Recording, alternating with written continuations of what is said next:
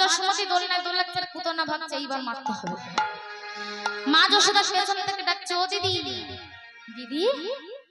মা যশোদা পেছন ঘুরে তাকিয়ে দেখছে, ও মা, বলি এমন সুন্দর দেখতে নারী আমি তো কখনো আর দেখিনি, আমাকে আবার দিদি বলছে। হ্যাঁ রে বল বল বল কি হয়েছে বল। না এই যে দিদি তোমার ছেলেকে দেখবার জন্য এসেছে। ও আমার ছেলেকে তো দেখবার জন্য অনেকেই এসেছে, আর তুইও না হয় এসেছিস।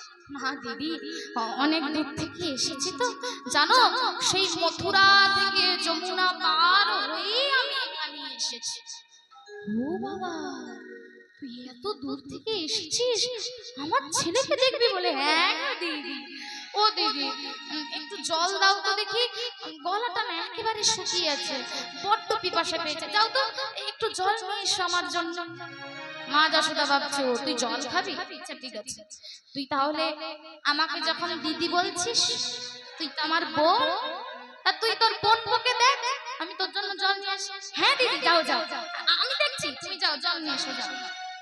এইবার মা যশোদা যেই গেছে বাবা, পুতনা রাক্ষসী ভগবানকে কোলে নিয়ে ওড়না চাপা দিয়ে এইবার বলছে, ডান দিকেও যাব না আর বাম দিকেও যাব না, সোজা উপর দিয়ে যাব।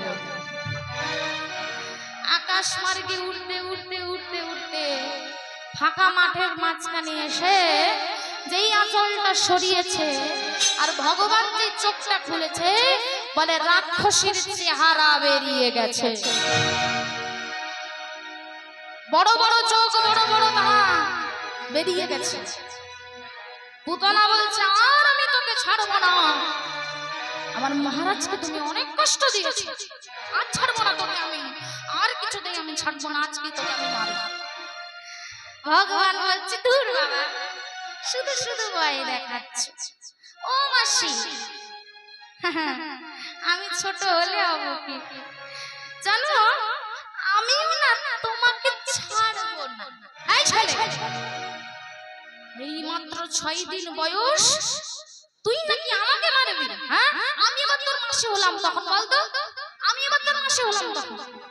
বলে বারে 2 মিনিট আগে তুমি আমার মাকে দিদি বললে, তোমার মাকে যদি তুমি দিদি বলো, আমি কি তোমাকে দিদিমা বলবো নাকি? ও বাবা, মাত্র 6 দিনের বাচ্চা ছেলে এত বড় বড় কথা বলতে পারে? হ্যাঁ এত বড় বড় কথা বলতে পারে? এই ছেলে তুই জানিস না, এই পর্যন্ত অনেক সন্তানকে আমি আমার স্তনের দুধ পান করিয়ে তাদেরকে মেরেছি, তোকেও আমি ছাড়বো না, তোকেও মারবো। বলে দূর বাবা, শুরু শুরু ভয় দেখাচ্ছে। আরে বাবা তুমি কি জানো, ওটা আমার অনেক দিন আগে থেকে এগ্রিমেন্ট করা আছে, ওটা আমার এগ্রিমেন্ট করা আছে, তা তুমি জানো না? তুমি ছিলে আগের যুগে, তুমি ছিলে আগের যুগে রত্নাবলী, বলি রাজার কন্যা রত্নাবলী ছিল।